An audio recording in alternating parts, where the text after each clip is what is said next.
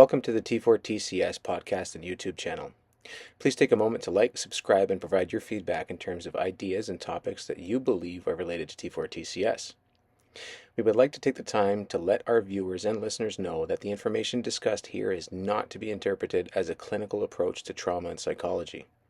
T4TCS was designed to provide insightful information on topics related to post-traumatic growth, finding solutions to somatic healing through a mind and body connection that works for you. It also serves as a platform for members from various communities to learn about positive effects of a trauma-informed approach to self-defense and martial arts training. And now, take the time to enjoy the show.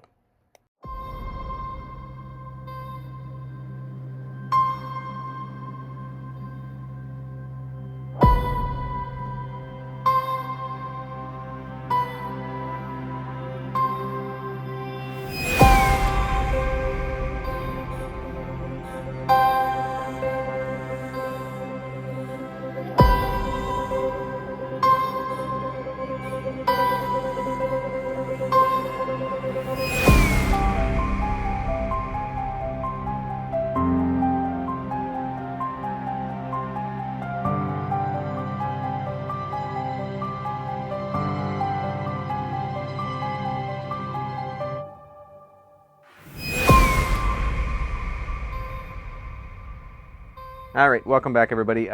We've been pretty busy, actually, in the last couple of weeks. We just finished the Trauma-Informed Women's Self-Defense Seminar last weekend. Feedback's been pretty good, so I've been reading some of the reviews. Reviews are actually really good, too. We had a decent turnout. Really good activity. I think it was pretty good in terms of interaction in the dojo for that program myself. I don't know about you, but... Yeah, there was a lot of, what I liked about it is there were so many different types of people there. Each one of them had their own thing that they were battling with, and the reactions from some of the exercises that we did were quite varied. So it gave us a lot of good feedback. It also was really, I think, eye-opening for them to see how they perceived it versus a polar opposite and extreme. And it kind of, I think it made them like be a little bit more open-minded, like more so where that one scenario where that one lady was kind of impacted by the one exercise. Yep. Versus on the polar opposite, it didn't affect the other one at all. And some people were kind of oblivious till like last second. So that whole kind of bystander effect, I think that was really eye-opening for them. And then it was a good way to like kind of discuss the takeaways everybody had and kind of really diverse. Yeah, the takeaways I think were probably one of my favorite parts. And I know from, like you guys have mentioned it before, like as instructors, you guys have been doing self-defense or martial arts instructing for, combined over a couple decades. And one of the things that you guys mentioned that you like a lot is that when you have a student that clicks, right, and you see it, or they mention it, and it's a great moment, right, because it's something that's great because you see the culmination of your work kind of come together. Yeah. We had somebody that did that from a physicality standpoint or from a physical standpoint on Saturday, but then what was cool for me, in terms of what we did and how we put things together with the trauma-informed perspective and the teachings, and then blending it in together with the physical side of things. The feedback that we got from a couple of the participants concerning what we did to teach them about the trauma and stress responses, that was cool for me. Because to them, it was like, well, I never really thought of it that way. And when they realized that, hey, wait a minute, this is actually how my body and my mind are responding to a stressful situation. And now I could better understand, basically better prepare themselves and be aware of what's happening. So, and I'm being very measured when I'm saying it because I don't want to give away what we actually teach. Yeah. But the feedback was good. The other really cool thing that none of us were anticipating, just before that seminar happened, one of the participants actually that came to the seminar that day, I teach assist with, and she hooked me up with a producer from CBC. So what was really cool that weekend, it was super busy for me and for us, but I got to actually be on a CBC morning show in French. I'll plug it in. We can plug it in when we put the YouTube, when we put this up, it'll be in the comments or in the description of the show. So for those that speak French, they can check it out. But what we were talking about on that panel was men's mental health. So it was really cool. So it was awesome to be a panelist on that. Where we're kind of leading actually right now for today's topic, with all of that kind of moving to today, is today's December 6th. December 6th in 1989 was the École Polytechnique, so it was the massacre in Montreal, where 14 ladies were like tragically lost their lives because an individual decided that he was going to go out and kill them. I won't get you too much into the weeds of that, but I did write a blog about it and released it today. So today is the Canada's Day for women against, or violence against women, to stop that. So from our perspective, you know, having the trauma-informed women's self-defense seminar last weekend, and then talking about men's mental health a little bit that day with CBC, and then moving into now, where we're going forward, some of the feedback that we even had with respect to the class was, most of them, it was a unanimous thing that it should have been a little bit longer to be able to capture all of the info, but with a break, a longer break in between. And before leaving, they want phase 2. And we've already got enough feedback from other people that have heard about it now that are wanting to get into this awareness piece. So I kind of want to know, I know where I kind of want to go, and what we want to bring to the table, but maybe we can bring out a little bit more of what this means for, I guess, people out there that want to take self-defense programs. I mean, there's a ton of them out there. Mm-hmm. And so, again, I don't want to give a lot away. Yeah, it's going to be... But how do we tell everybody here that it's, you know, it is something that can be really good and beneficial, mm-hmm. and help people support days like today, for example, stopping violence against women, but stopping violence altogether. If we just help people understand the fundamentals of awareness, and bring our education from a trauma-informed approach. Let people know that what we're doing is going to really help. Yeah, I think so for me, I don't know if you had feedback afterwards, like outside of the dojo. Yeah, so, well, I will say this. There was one lady in particular, I won't name her name, but there was one lady in particular who came into it like, I feel more like a skeptic. Yep. She came in, and again, to like Eric was saying, to not give it away, the self-defense program we're doing, if you viewers at home, if you think about your typical women's self-defense, and what that would be, I assure you it's not that. So when they, mm-hmm. come, and maybe they're preparing for a certain thing, right off the hop, we are going on a totally different approach. Yeah, especially the start. Yeah. Right off the hop, it's a different approach. There's an educational piece, but the exercises that we do, especially for this module, is really geared towards honing in perception, awareness, and it's a thinking piece. It's a working exercise, that's going to test you in those areas. How we do it, you'll have to show up. But when we started with that, it kind of threw people, I felt like, it was really like a roller coaster. There was kind of like a what the fuck moment, right? Yeah. What are we doing? This is not what I was thinking. But once they started to hear the information, you can see them slowly putting their guard down, and they're like, oh, and they were starting to get engaged. And then when the physical pieces and the other parts started coming in, that skepticism came in again. And then once they were given the information and they were made to work in it, you can start to see the walls break down and the aha moments happen. And then once those barriers were crossed, they were all in. Yeah.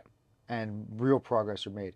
And and I think that speaks to why sometimes it has to be longer, because it was funny. We talked about this, and I made a point to the ladies because she did ask about, what about women who are like kind of giggling and stuff like that, and that's kind of like a nervous and awkward thing when Yeah, people you are gotta let it's a natural response. Yeah, right. yeah, So I mean, it's like you want to have a little bit of fun, but you can't have too much fun because it's a serious thing and we want to focus, right? yeah. But at the same time, that giggling doesn't always come from like I'm having a fun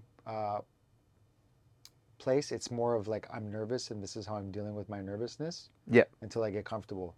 And it was really cool to have her point that out and then ask about that. Yeah. And then I don't know if you remember, but I mentioned to her, I was like, we don't get really into it or get trusted or have the participants really open out till about 3/4 of the way in. That's right. And sure enough, about 3/4 of the way in, we hit that checkpoint. Yeah. And the room shifted and the seriousness and the focus became a little bit more. Yeah. And the performance, Yeah.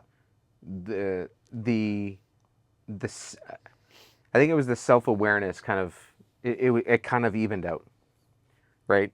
It was very like the self-awareness from the people that were there was very high, so it kind of made them skeptical, and that the nervousness was there. But what I found at that point too is that the self-awareness was even, but the intensity that they brought changed. Yeah. Because it was like, and they mentioned it at the end. It was like about that time. That's when everything kind of came together.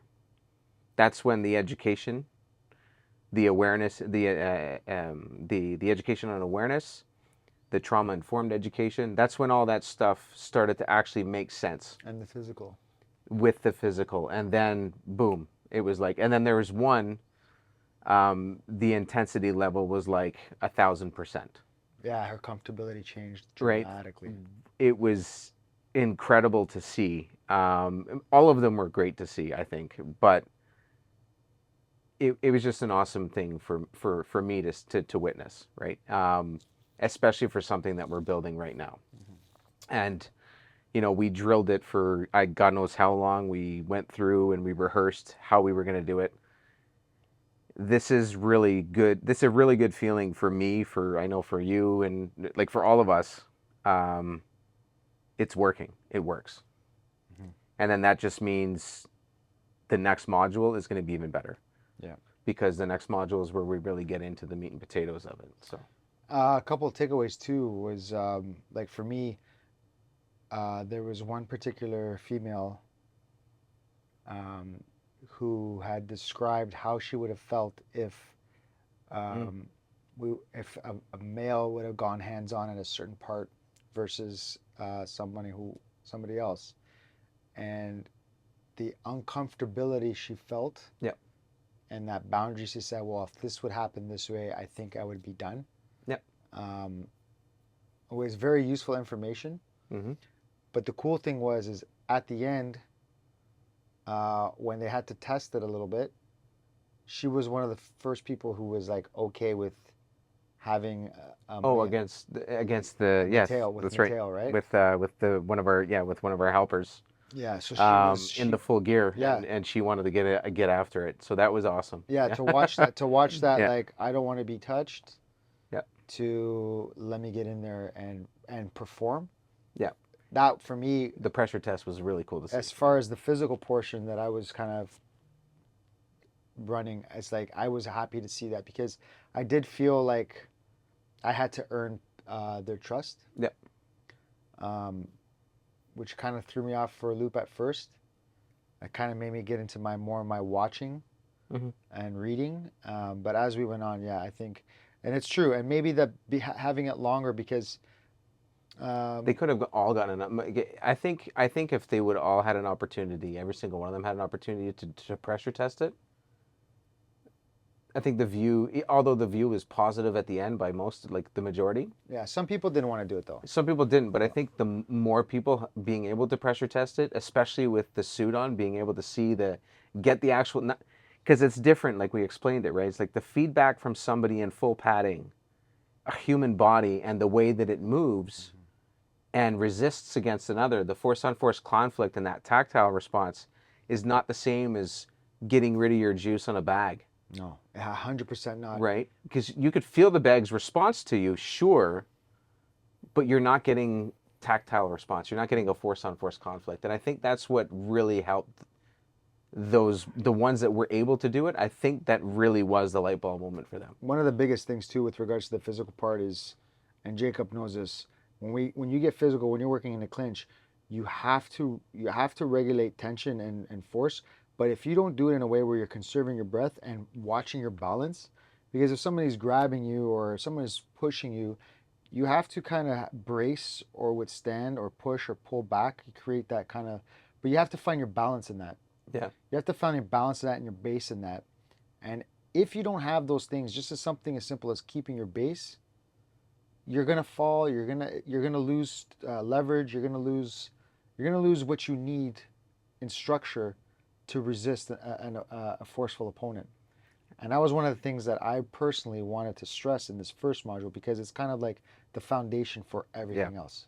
Yeah, and then when you spend more time trying to regain your balance, you're using a lot of juice. It's like anybody who's watching who's been in the military, and they're going to know what I'm going to say here, and I'll explain it to these guys. When you first start doing parade drill, anyways, people look like an octopus stuck in a ceiling fan when you first start doing it because nobody's in sync. But when you're marching in line, like on base and stuff like that, everybody's got to stay, the right foot, left foot, right arm, everything's got to stay in sync, right? You've got a line that looks beautiful. You have somebody that's slightly out of step and it looks like a giant accordion, right? But you can't run and you just got to stay marching. And then so anybody that stops or just does something slightly different in the line of 25 to 30 people, the people at the back pay for it because they got to march like 5 times faster to catch up. And it just keeps doing this. And even when you're running and doing PT, when you first start doing it, that line is the same way. So if somebody messes or skips a step at the beginning, the person at the back's running 3 times faster. So you spend a ton of time regaining the ground to stay in sync. And I kind of think of it the same way in martial arts. When you're trying to struggle just to get to your base and have the structure properly maintained, that's like 3/4 of your energy right there. We were talking about that a little bit just before Mark showed up about if you have that musculoskeletal and that muscular, like that structural tolerance is good, but sometimes you're wasting more of that energy just to keep the structure up. Yeah, and I think it's very important because when you're fighting to regain your balance, you're already one step behind, because whatever you're supposed to defend, it's ineffective because you're off balance. You have to have a balance to do anything else, right? So not only are you wasting more energy, you're already behind, and it's all reactive. Yeah, it's all reactive, and in reality, the technique might not work because it might be too late. Yeah, and then what's that term that you use? Working from a deficit or something like that? Yeah, you're working from the negative, right? Yeah. So, but also you see it in professional sports, right? Like you take a guy like, there's some good fighters who are always used to imposing their will and moving forward, right? Yep. And then like Wanderlei Silva was awesome for that. Yeah, exactly. Toe, right? Yeah. Until he met Vitor Belfort, who friggin' straight blasted him against the cage and ground and pounded him, right? And the thing is when you catch him going on, same thing with John Jones against Gustafsson the first time they fought. Mind you, John Jones didn't really train for that fight, but you could see what happened was Gustafsson or Dominic Reyes, they took the fight to John. They didn't let him settle. They didn't let him control. They pushed him on the back foot. And when he was fighting on the back foot, just like Jacob said, they couldn't really regain that same balance they had going forward. So what does that mean? Well, that means if somebody's attacking you and you cower or you just kind of, accept, they're going to be able to impose their will and become the dominant one. Whereas if the attacker goes to attack you and your response is to immediately match that aggression or supersede it, now you've put them on the defensive. And that changes not just the dynamics of the physicality, but also the dynamics of the mentality, right? Because now he's like, oh, this is not an easy victim. It's not the same thing and a lot anymore. of times they'll walk away because it's too hard. Yeah, I mean, you're also dysregulating that person, right? Like, so you disrupt that confidence that they have personally. Surprise them, right? And or that intercept, right? So they come in, whatever they want to do, and you just stop it very briefly. Yeah. But if you meet it with force, it's a surprise, They have a right? certain plan. I'm gonna do this, this, and this, because they also a lot of times work on time constraint. Because the more it takes to assault a person, the more bystanders can come in or see it. So there's witnesses and other things, right? So the minute you meet force with force, they have to calculate. Okay, I can probably possibly still overpower that person, but how long is it going to take? Yeah. What is the risk now? Now the risk increases. So a lot of times, it's not even a matter of overpowering that person. It's too much work. Just too much work. And that point is like, no, I can't risk exposure. So they run. Yeah. I use this analogy, and actually, it's my wife that made me think of it. I felt bad for her. I had to go to work. I was working construction, and she had to take the cat to go get spayed. And my wife called me cursing. It took her forever to fight this cat to get into the carrier. And it makes you think, like, you outweigh your cat by how much? Try giving it a bath. Try trying to put it in the carrier when it doesn't want to go. That cat is not a large animal, heavy animal, but it's going to fight you with everything it has. And it doesn't matter. You could overpower, but at the same time, you're like constantly, because it's savage. It's gone. It's not going to What's in defense mode? Yeah. That's right. And Yeah. so, it's like, damn it, I don't even want to take this thing to the vet. Yeah. That kind of mentality is just like, you have to kind of like full throttle, full steam ahead, and not accept. Yeah, and and we, and again, I don't want to give too much away about our program, but you have an individual that has decided to commit a violent act on another individual. We have to understand that when that's happening, and again, I don't want to take away with how we explain stress responses and where that stuff sort of comes from, and how, although stress responses are natural, each one of us comes with our own story. And so certain things aren't going to happen as quickly as others, which is why we're doing the training. But what I'm getting at is, if we have this mentality, and I get it, like we're human beings, we've evolved. I don't personally go out wanting to hurt somebody. So, and I talk to my wife, or I talk to other people, and it's like, well, what if I hurt that person? And the one thing that I keep trying to say, without sounding too much like a mean person, is, like I said, if that person is attacking you, they've made a conscious decision to hurt somebody, right? What you don't know is that how far they're going to go. That's the problem. And so, until you meet that force on force conflict, until you intercept that conflict, unless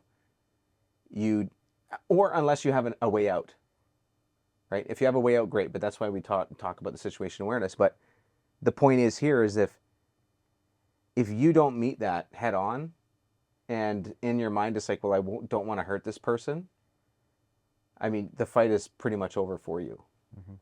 Because you don't have, like, we've neutered, I guess, so to speak, and I only thought of that because you said spade, but we've neutered our ability to defend ourselves. And that's kind of how we've gone.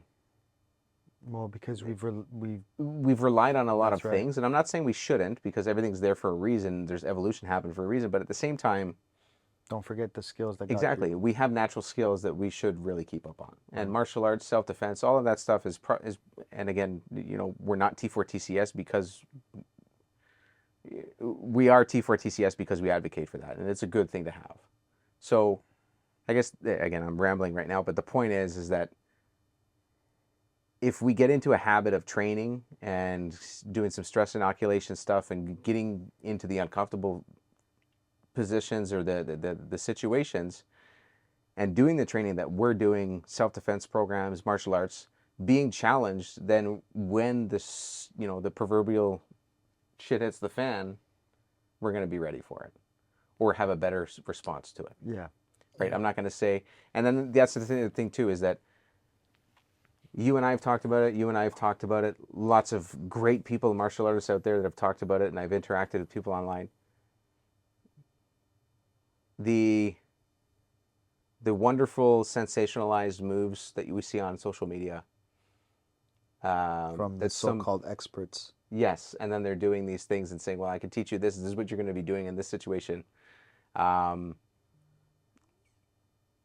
in a real fight, in a real conflict, it gets messy, and it never looks the way that you train it. So No matter how you try to do it, and then when your mind goes to, "No, wait a minute, I got to get my hand position here. I got to do this. I got to do that." Again, we're starting to now work it from a deficit, right? Because we've lost it. yeah, one of the things that was actually pretty cool and it tied well was the regulation of like the adrenaline dump. Yes. So there was that one lady who, when she went with Mateo, when she went on the padded person, her adrenaline dump came in hard. Yes, and the gas was gone. The gas was gone immediately. And the cool thing is, like, that's under self-defense, but also Jacob and I were witness to that from one of our female athletes in her last fight. Yeah. Where she was in great shape, and the problem is she went to, and here's the thing, let's think about this mentally. She knew she was fighting that day. She went to the venue, she waited forever to get her weigh in. Once she weighed in, it was a long stretch of time before she fought. Yep. She got too used to her surroundings. She got too comfortable to her surroundings, to the point where her body kind of forgot why she was there until it was time for her to fight. And the time it took now from her to walk out when her music started to the ring, by the time she got in the ring, it hit. And she got overwhelmed with that dump. And so when she started fighting, she was already experiencing that dump and the effects of it. And on top of that, she was trying to match energy because the girl came out aggressive. And it was a very close and fast-paced first round. Right. And so even in sport, when somebody knows that what they're there to do that day, and even then that lady, she came to knowing that she was going to do some type of physical activity, although she didn't have any idea as to what. It was amazing for them to actually see how the dump affected them different than others. Yeah. Some people made them rise to the occasions, and that's kind of an effect. Guess what? You're not going to know unless you train under that. Unless you have this, yes, you have to have that stress response. Yeah. Yeah. And so I think that was a huge thing, and the way you were able to, and hats off to you, did a great job. It was really. I know what it's like to work with you when we're working together. When I work with Jacob, I know that's why I like working with you guys. But also, it's also great to sit back and watch you guys perform and do your thing, and have other people kind of like watch. So you guys, like, you did a great job with that, and the way that you expressed what was going on in the body, she was feeling it, but now she had somebody, and that's where the trauma-informed training comes in. You were able to articulate that and break it down so she can actually understand in depth what, why, and how. And she recognized it and said it, right? Right away. Yeah. And then so I think those are the things that kind of make what we're doing a little bit different. Yeah. Is that type of debriefing and type of like the physical aspect, but then also the mental aspect, and then also the traumatic response. Yeah. I thought that was pretty cool. Yeah, I forgot about that one actually, and yeah, because that was pretty instant. It was. Yeah, she was shocked. What did you have your timer on? A minute, right? Or 30 seconds? No, so that okay. I don't want to break. I want to. You can. I'll tell you after. But it was timed, but it was a unique way we were doing the timing. That's right. Yeah. And so when the timer started, let's just say, when the timer started, and she was forced to meet the energy, that's when it just like depleted. Yes. You remember? Yes. What I'm talking about? Okay. Yeah. It was immediate. It was pretty much instantly. Yeah, she had to sit down, and the thing was that she was not in bad shape, right? No, and but that's the thing though. I remember that she recognized it and said it, that her adrenaline took over and she was gassed immediately. Yeah. Yeah, but that's a good thing because now she knows how it feels. Exactly. Mm-hmm. But that's what I mean. So like stress inoculation training, drilling, pressure testing, in the right moments, I think we know it. It's key. Real life scenario training is the way it should be anyways. I'm not saying, and I'm not taking anything away from real good schools, real good dojos, because there are some really good ones. I know some of the places that I've been graded, that's how they did it. I don't know what it was like for you guys at Combat, but when I was graded, even last year, it was pressure tested. It was, we're not going to stop until, you either, have to stop because you're gassed out, or it's just nonstop. It's go from this to this to this and show me what you got, right? So I like that. And that's why I like doing what we're doing right now, because when it gets to that, for certain people that are coming in with trauma, with situations that they started their training from, or their training for example, let's say domestic violence, a rape situation, when like they can do really well in the class, they can do really well in their training, and then they get to a point where a specific move becomes a trigger point. Or they get to the point where they're pressure tested, and then that's a trigger for them. And then now we know that it's working, giving them the education on here's why it's happening and here's how we can help you work through it. And that specific thing doesn't have to be the end of your journey. It doesn't have to be the thing that brings you back into hyper mode. Again, it doesn't have to be the thing that takes you away. That's really cool. And those few that actually mentioned that at the end of the seminar was really cool, because they want to come back, despite the fact that they addressed what they addressed at the beginning, saying that they kind of explained a bit of their situation, but then afterwards it's like, no, this is what I needed. Yes. And no, I know you're talking about that. This is, I want to come back. I'm going to be here for step 2. Right? So it was really awesome to see that. And this kind of feedback is extremely important, because I've been doing this for a long time. So any feedback I give Mark on any techniques we test, it's going to be completely different. Because I'm not going to have the adrenaline dump. I'm not going to have certain things that these women will experience. So we absolutely need that feedback from them, because that's the feedback I can never provide. I can, for example, give suggestions like, oh, you know what, I could do this and this to this and to get out of this. So this is the kind of feedback I can give. But feeling emotions, adrenaline, those are the things that I kind of won't feel, because I'm used to it. And that's what makes what we're doing, I think, so good, because they're not just coming and learning some techniques. They're coming and they're getting an experience. Yeah, they really are. And the education and the experience. So they're getting an experience. Yeah. And when I say experience, I don't mean like the experience of like the technique part. That's actually in the first one that we do, just so you guys know, in the first one we do, that's not the biggest part of it. It's really to prime you for what's coming.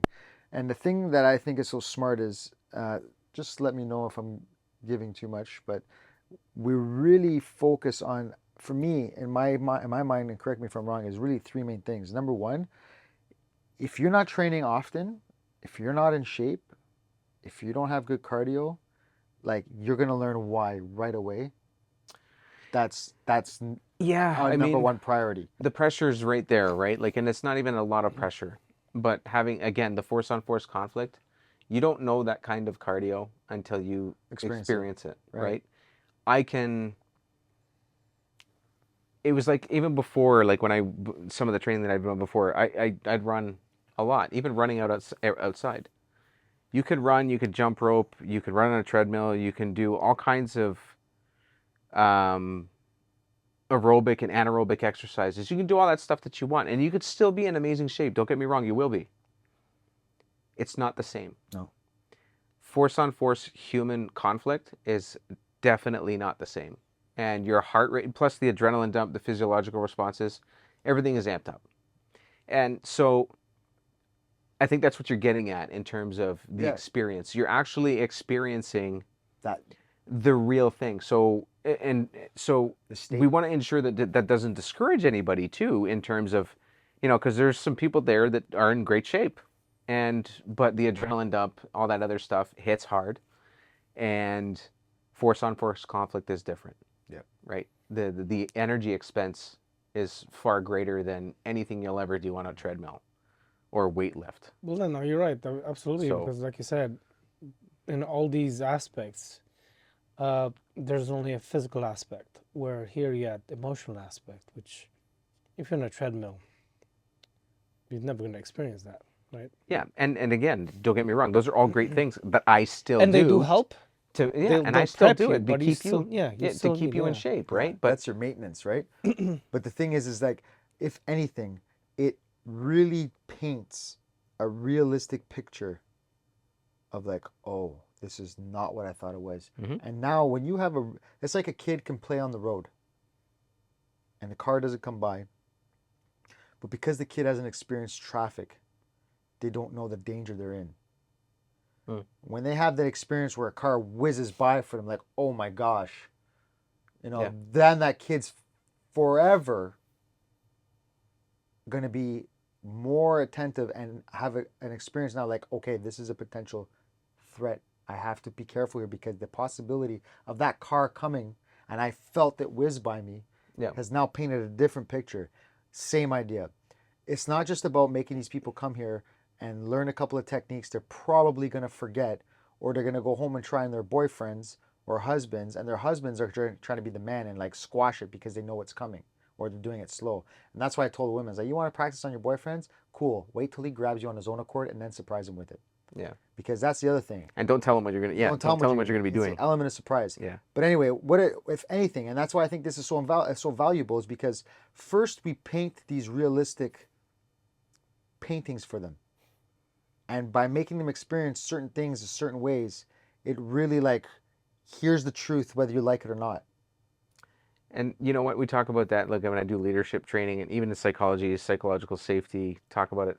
We need to hear the hard truths, right? We don't hear them enough anymore, right? And that's, yeah. Yeah, because they're uncomfortable, and we live that's in a the thing, is that culture where you're not people don't supposed to want to be make people. uncomfortable, Yeah. and they're used to not being comfortable, or they're used to being comfortable with everything. But that's again, we talk about that, and I'm not going to give anything away with our program, but anybody that knows anything about this is that our bodies naturally want to keep us safe. Our mind and our bodies are designed that way.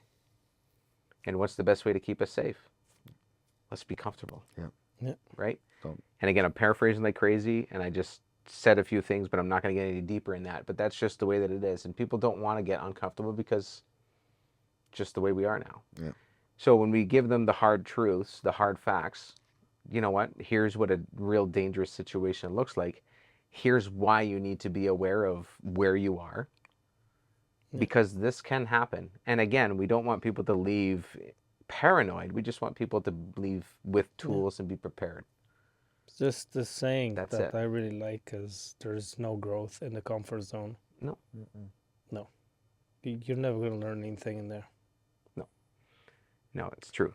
And it's kind of like how you guys explain how you do your training, right? As soon as you see somebody's kind of getting it, and I know you guys have done it to me. Oh, yeah. As soon as you get it, boom, I'm going to disrupt that. Now you got to think a little bit more, right? Yeah. Game's on again. Just when I think I'm getting comfortable, smack in the face. But that keeps you from getting compliant, right? Or complacent. Yeah. Right. And the thing too is like, when we give these truths to these ladies, right?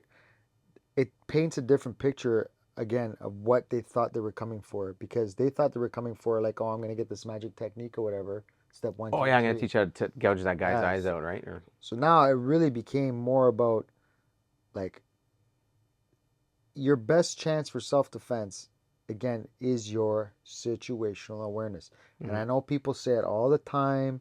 Some people can say it's a buzzword. Some people spend their parts of their seminars just talking about it. We don't just talk about it. We make you we make you use it. Yes. Let's just say that. Right? Well, we pressure test the situational awareness just as much as the physical. And you will fail. And that's the point. We want you to fail, because when you fail, you will see why you don't want to fail, and what the basically, like, we put you in that negative. Like, you better pay attention, because if you don't, now you're gonna have to deal with it from here, and that's the incentive, is don't deal with it from here. Yeah. You know, and the reason why we hyper focus on all that, because not everybody is training martial arts. Not everybody is going to be able to deal with the adrenaline dump. Not everybody is mobile or as fast or as strong. So your first part of defense is just don't rely on the fighting part or this or that. Your first part of your real self-defense is pay attention what's going on, have some strategies, tactics, and learn how to have the ability to read cues in the situation, because deterrent and giving yourself time, that ain't for anybody, men or women. I think that's the greatest skill set you can use, Yeah. you can have. I mean, and that's why I think jujitsu, in terms of, at its fundamental, at its foundation. Actually, I'm going to go back. Like, what we do at the beginning of this seminar is basically the foundation of the whole program.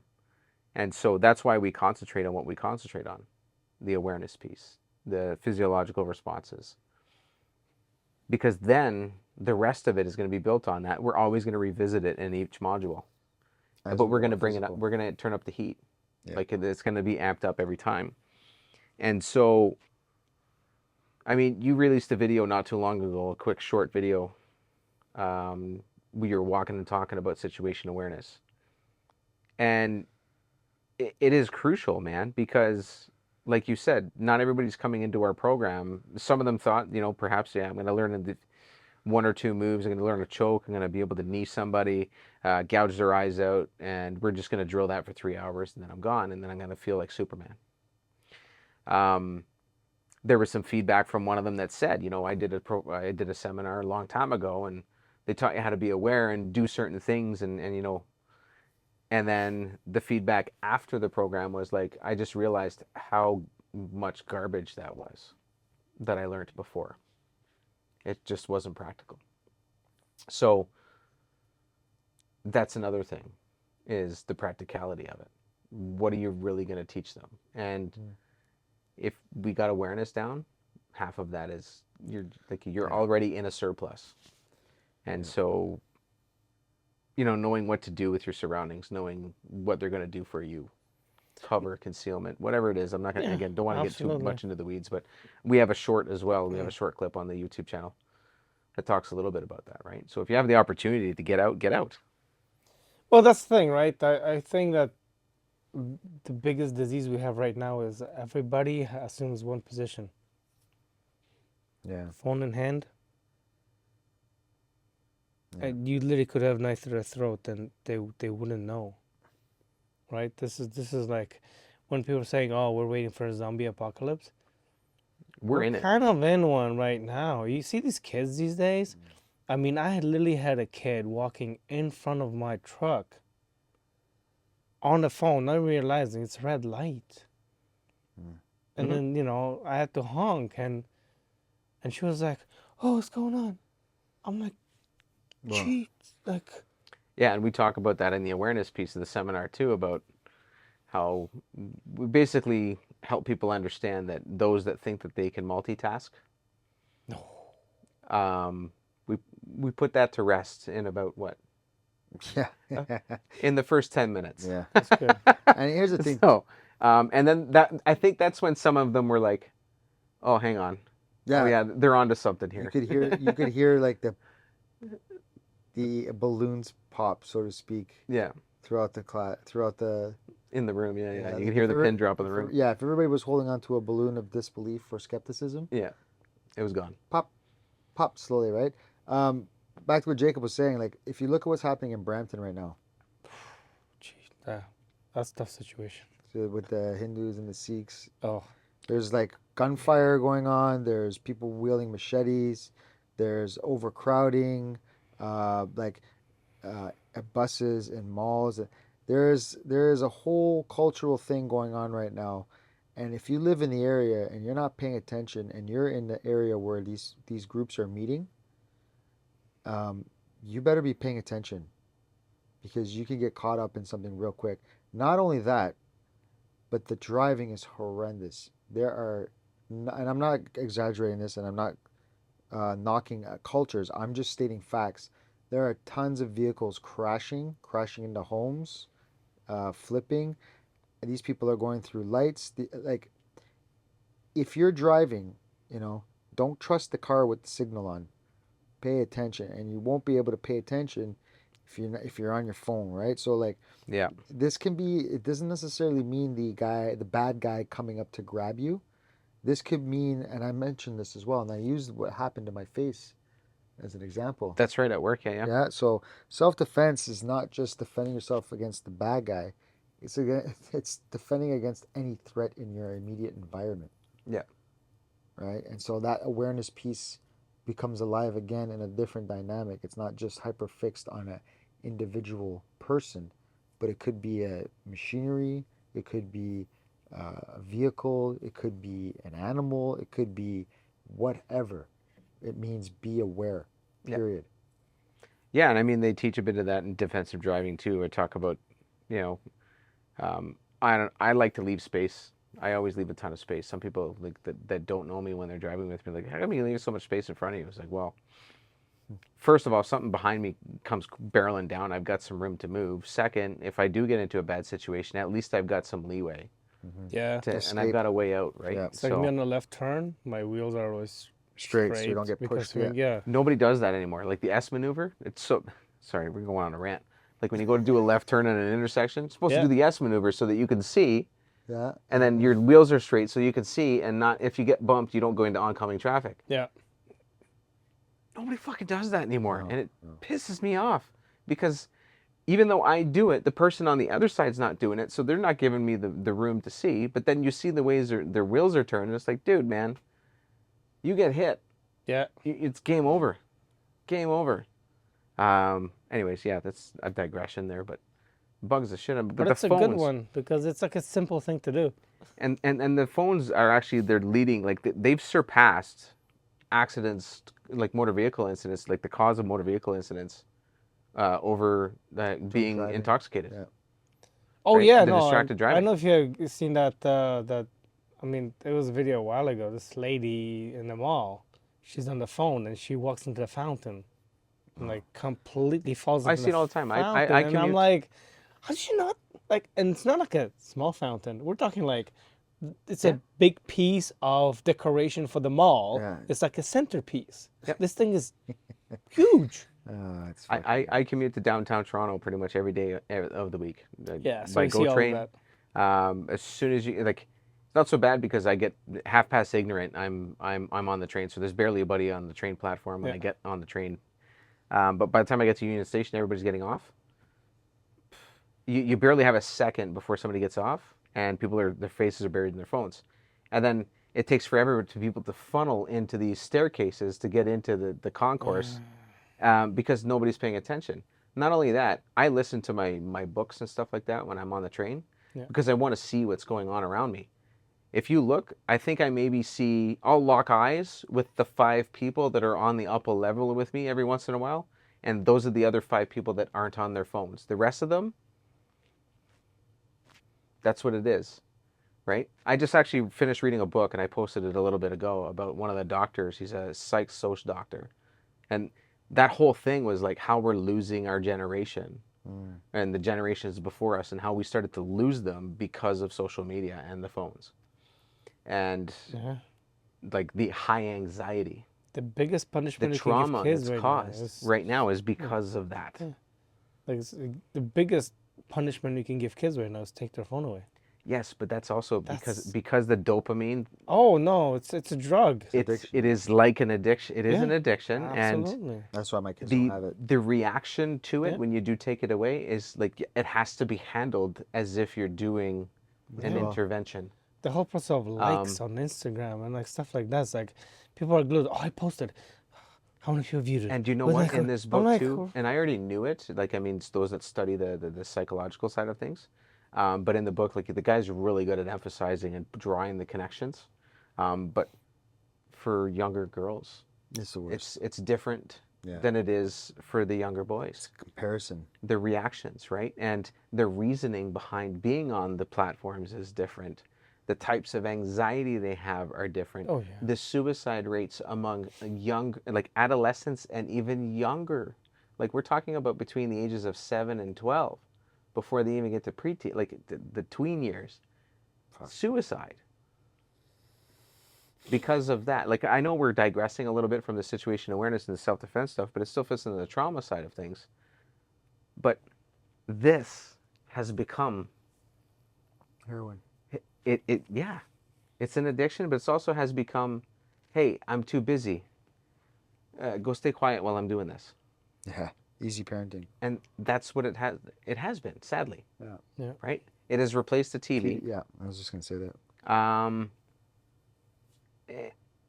Yeah, I don't know, man. I don't know what else to say. I don't want to give too much away about what we teach in the seminar, but we're doing our part in trying to combat. I shouldn't say that, but we're doing our part in trying to prevent this kind of thing from happening.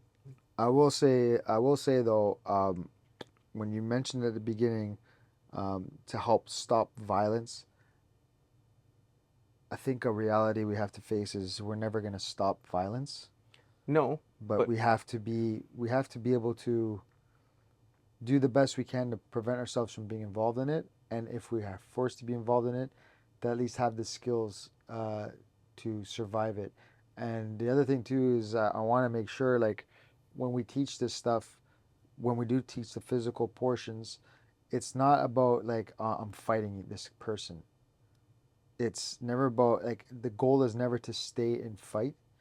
It's to stay and fight long enough to have an opportunity to get away. To buy time, and that's what we teach, right? Is your time is crucial, right? And that's so that's a kind of mindset. First off, right? Avoid it if you can. Pay attention. Avoid it if you can. If you do come under it, some key points about balance and structure and where to strike, how to strike.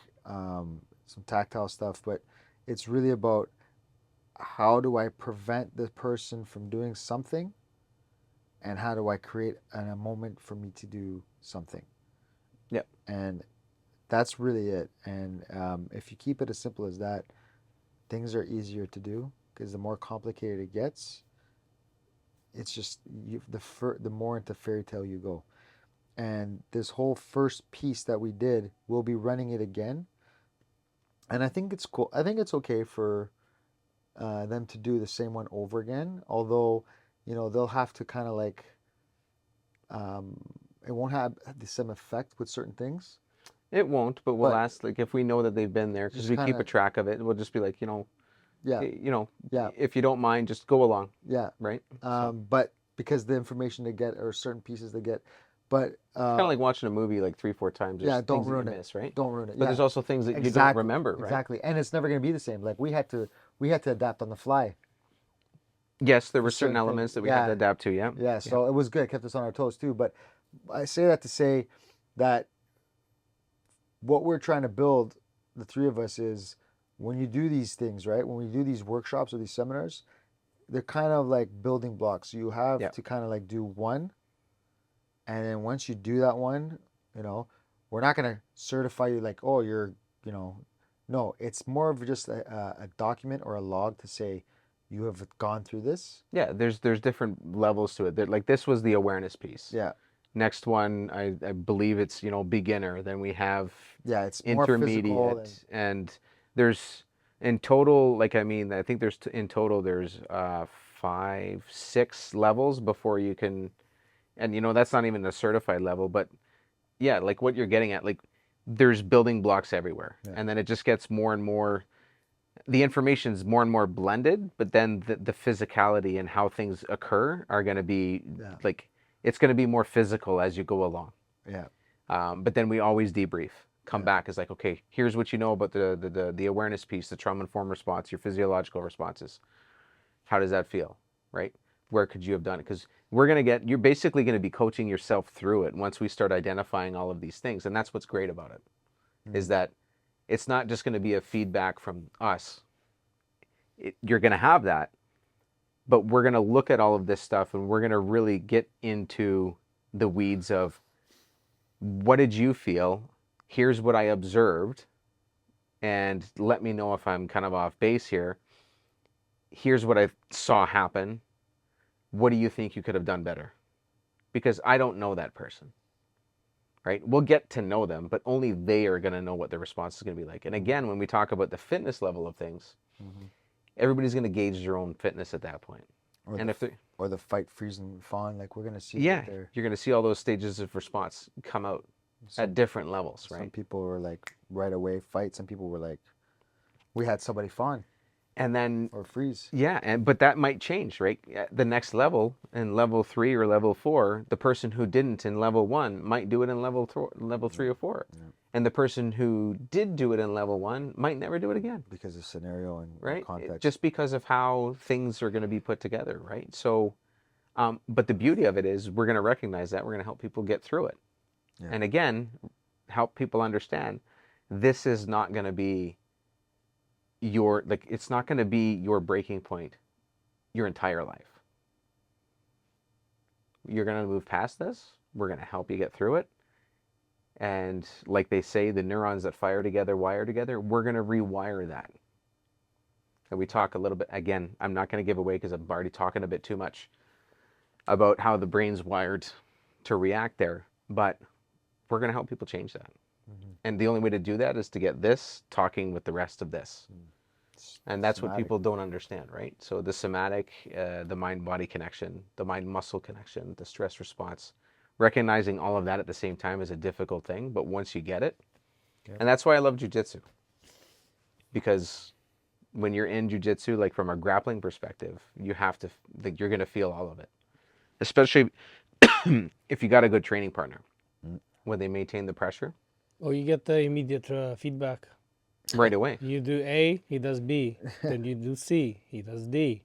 And it's just a fight. It's like a chess match, yeah. Exactly. But then when you get good enough and you start to get to know each other a little bit more, then you're like, I know when I do this, he's going to do this. Therefore, I'm preparing to do this. If he does this, and then I've got to set up for the next one. Just like in chess, 3-4 moves ahead. Now you start thinking that way, right? But then you're conserving your energy a little bit more. So your mind-body connection is there. Your synapses are firing the way that they need to. Your mind's not fucking getting lazy like it's used to.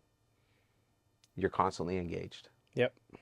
Right? So that's what I like about it. I mean, there's benefits to most martial arts. Excuse me. Ground stuff on jiu-jitsu or even jiu-jitsu in general, I think is one of the better ones for this type of training. Like the mind-body connection. That's me personally. Anything tactile. Anything tactile, whether it be ground, even stand-up, clinch work, even wall work.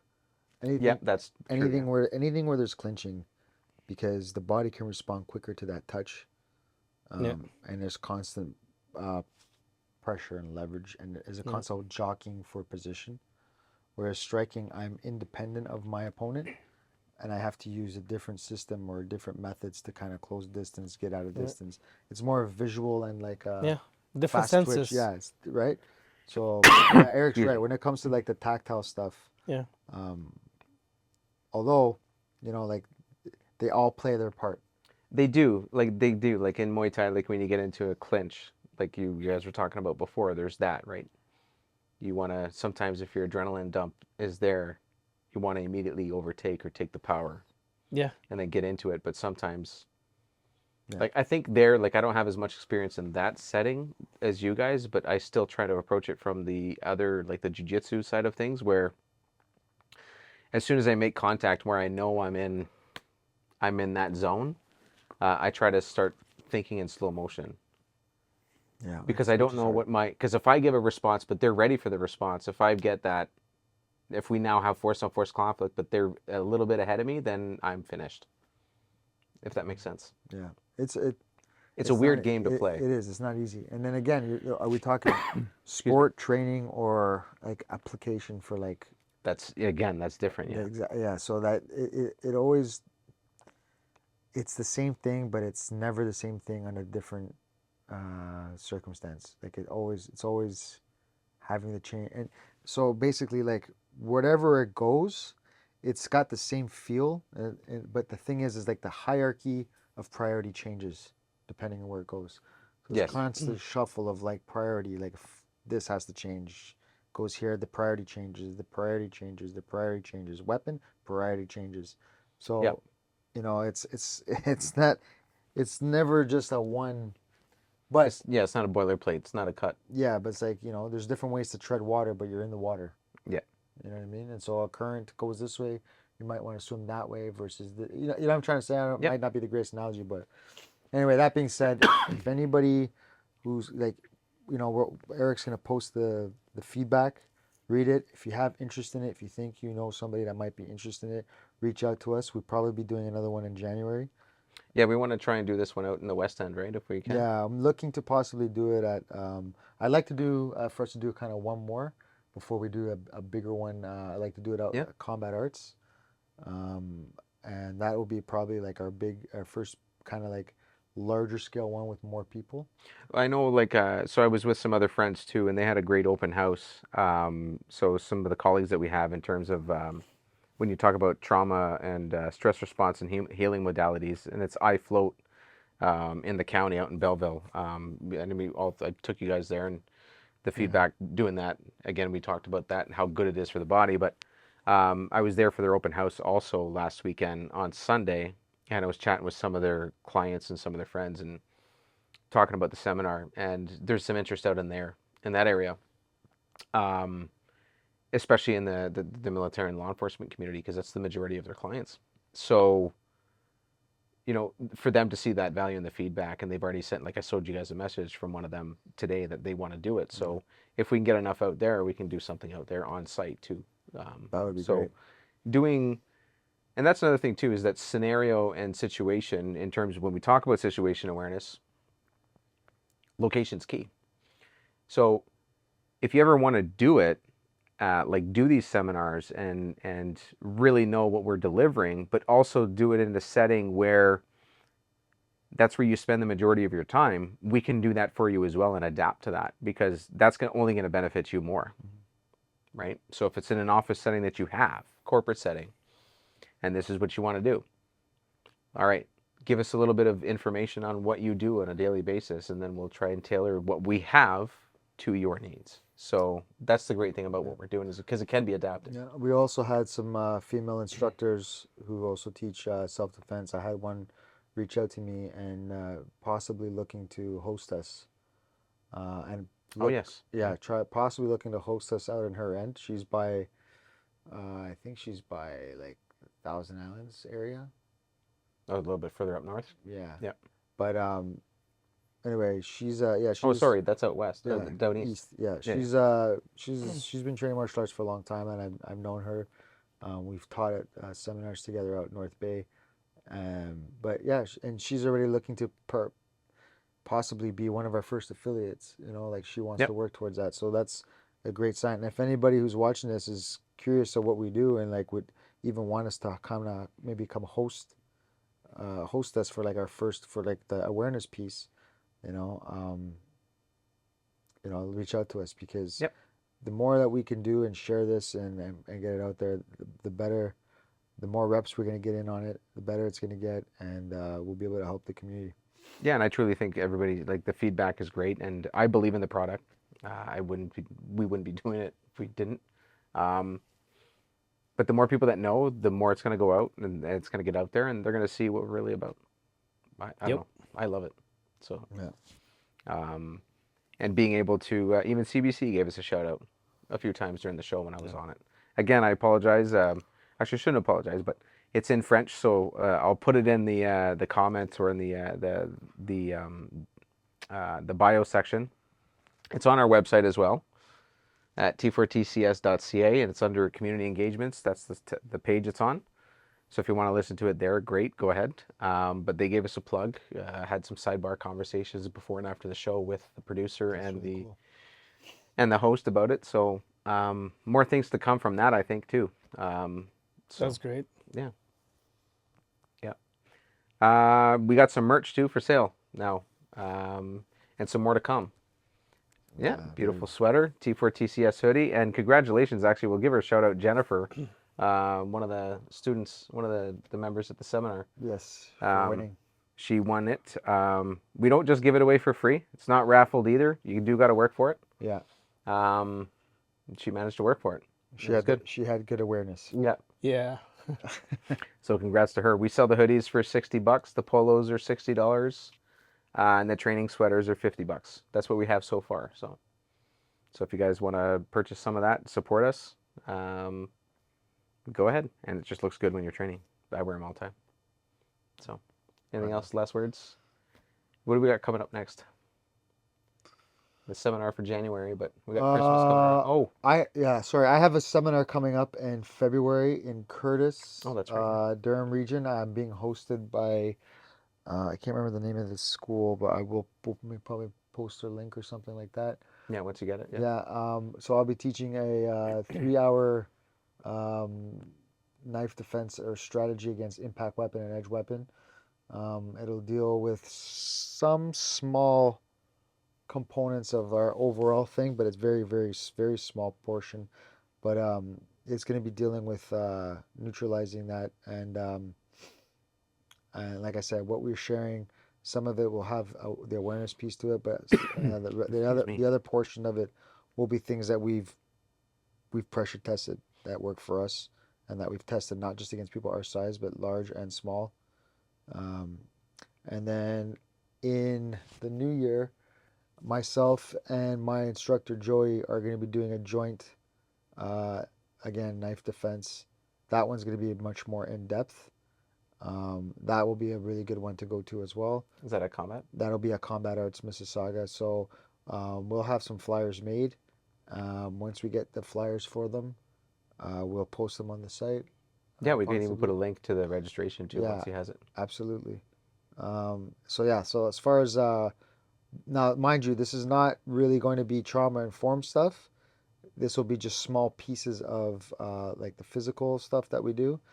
But these pieces that I'm going to be teaching uh, at a greater and more in-depth scale will be part of our T4 TCS.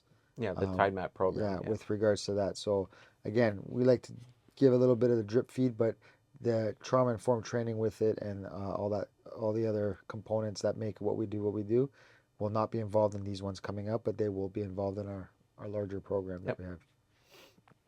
Yeah, and one last thing I want to plug in, it is the holidays. We are going to be getting one out just before the holidays, I believe, because we got time for one more before the new Yep. year. But before we get to that, I hope everybody has a great holiday and everybody's, planning for some happiness and some good things. But just remember, though, that when things like this happen, whether it's Thanksgiving, Christmas, special occasions, we got to remember that it adds a little bit of a magnifying glass, a bit of a force multiplier for all of our emotions.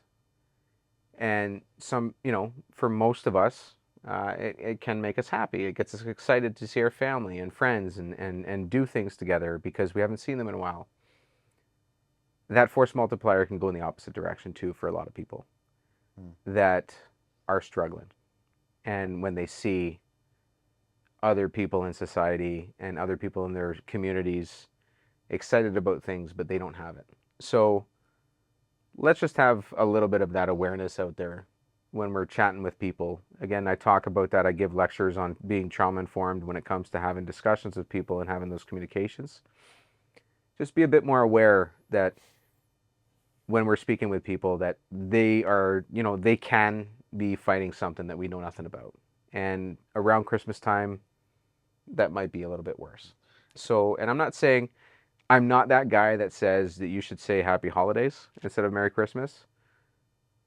You say what you want to say based on your background, and it's not going to offend me. I don't think it's going to offend you or yourself. So greet somebody the way you want to greet them. And just understand that some people, again, they might be fighting a battle that we know nothing about. So if they don't respond the way that you might expect, it's not you. It's something else. And if it's somebody within your circle and they may be alone, whether they've just lost a loved one or going through some depression or don't live near their family, maybe consider inviting them into your home for the holidays, because that can make a world of difference too, right? Yeah. I mean, yeah, my wife, like the first year that I met them, that's what their family did for me. I was alone. Right? So it could make the world a difference. Right? Any last things from Jacob? No, I'm good. I'm good. You good? Like I said, I mean, you said everything, right? But just be kind. I mean, that was my message. Just be kind. This is the, this is the festive season. Just be nice to people, Yeah. right? Don't be that dick that punches someone in the face because they want the new PlayStation in line. Yeah, Yeah. especially on Boxing Day. Please Yeah, behave. Black Friday and all that. Yeah, it's ridiculous. Yeah, nuts. I'll talk offline about some other shit that I saw. Man, Yay! right downtown too. It's Brutal. in front of carolers, like they're singing a beautiful song in the morning, and it was like something you'd see in a commercial or a TV show. Like out of nowhere, the person coming and just tackling them. I was like, am I seeing this? Anyways, have a good couple of weeks, everybody. Happy holidays, Merry Christmas, all of that stuff that's involved there. Be aware of your surroundings. Be kind. Don't be a dick. Especially in the malls. Watch your kids. Yeah. Watch your purse. Watch your stuff. And reach out to somebody if you know they're struggling. Honestly, really. Just saying hi or sending a text message to somebody could make a big difference in their life.